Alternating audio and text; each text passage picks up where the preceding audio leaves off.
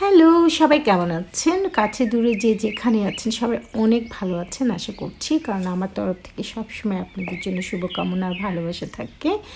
আমি আজকে একটা রেসিপি রান্না করব, এত মজার। এই মজার তরকারিটা রান্না করে না খেয়ে মিস করবেন না, প্লিজ সবাই একবার ট্রাই করুন।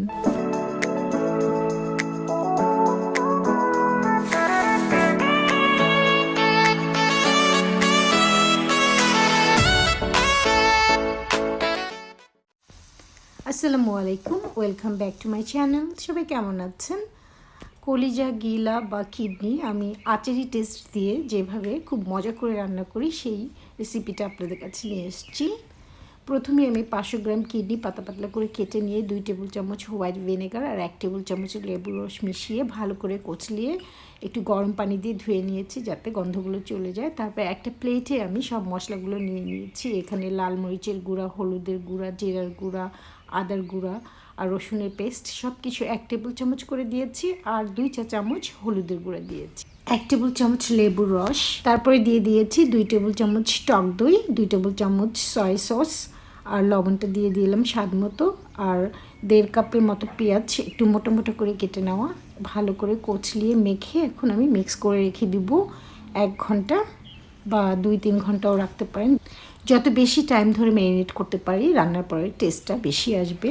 এইভাবে ম্যারিনেট করে আমি অনেক সময় সারা রাত ফ্রিজে রেখে দিই, তারপরে দুপুরে রান্না করার সময় 1 ঘন্টা আগে বের করে ফেলি। খুব ভালো করে মেখে আমি 1-2 ঘন্টার জন্য ঢেকে রেখে দিয়ে দিলাম। 1 ঘন্টা পরে ফেরত এসে আমি তারপরে একটা সসপ্যান নিয়ে নিয়েছি নর্মালি, তারপরে তেল গরম দিয়ে দিচ্ছি। তেলটা হালকা গরম হলেই আমি দিয়ে আস্তে আস্তে ফ্রাই করা শুরু করব। তেলটা একটু বেশি লাগে এই রান্নাটা করতে। আমি অলিভ অয়েল ইউজ করছি, সো আমি একটু ভয় কম পাচ্ছি কারণ আমি বেশিরভাগই অলিভ অয়েল খাই। তো আপনারা কুকিং অয়েলটা ইউজ করতে পারেন, অলিভ অয়েল অথবা যে কোনো অয়েল ইউজ করতে পারেন রান্নার। তো আস্তে আস্তে এইভাবে ঢেকে ঢেকে আমি রান্না করব 15 মিনিট ধরে মিডিয়াম আগুনে।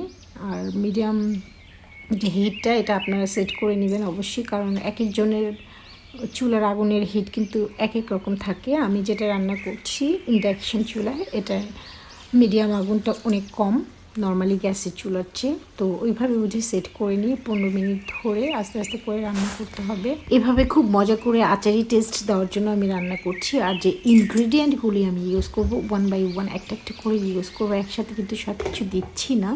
তাই আপনারা যদি রেসিপিটি দেখতে চান তাহলে পুরো দেখতে হবে, দেখে তারপরে বুঝতে হবে। আর টেনে টেনে দেখলে কিন্তু অনেক কিছু স্কিপ হয়ে যাবে। যাই হোক, আশা করছি আপনাদের কাছে ভালো লাগবে, কারণ আমার ভিডিওগুলি সবসময় আমি ছোট বানাই। 15-16 মিনিট ধরে আমি হালকা আগুনে ঢেকে ঢেকে ভুনা করার পরে এবারে আমি 6-7টা গোটা কাঁচামরিচ ফেলে দিইনি, আর গোটা গোটা কোয়া রসুনের 10টা দিয়েছি।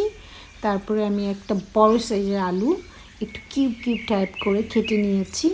এই কাটা আলুগুলোও আমি এখন দিয়ে দিচ্ছি, আর আস্তে আস্তে নেড়ে নেড়ে হালকা আগুনে ভুনাও করছি। আর তারপরে আমার একটু 2-3 মিনিট ভুনা হয়ে গেলে আমি ঢেকে দিয়ে আবার ভুনা করব। আমি কোনো পানি ইউজ করছি না এই টাইমে। আর আলুটা একটু নরম হওয়ার পরে আমি আরও কিছু জিনিস ইউজ করব। ততক্ষণে আমি ঢেকে দিলাম, দিয়ে হালকা আগুনে আলুগুলো সিদ্ধ হতে একটু সফট হতে দিয়েছি। আলুগুলো প্রায় সিদ্ধ হয়ে এসেছে। তারপরে আমি 2টা মিডিয়াম সাইজ টমেটো একটু বড় বড় মোটা মোটা করে পিস করে নিয়েছি, যাতে টমেটোগুলো আস্তে থেকে যায়, একেবারে গলে না যায়। তারপর একটু নেড়ে চুড়ে এবারে আমি এখানে 2 টেবিল চামচ কুচি কুচি রসুন এবং আমের মিক্স আচার, একদমই যেটা খুব সুন্দর ফ্লেভার, অরিজিনাল আচার, প্রফেশনাল আচার যেটা, ওই আচারটা আমি দিয়ে দিলাম 2 টেবিল চামচ। দিয়ে আস্তে আস্তে মেখে ভুনা করছি যতক্ষণ পর্যন্ত না আমার টমেটোগুলো একটু একটু পানি ছেড়ে দেয়। এখানে দেখতে পাচ্ছি আমি টমেটোগুলো মোটামুটি পানি ছেড়ে দিয়েছে, তো ভুনাও হয়ে গেছে।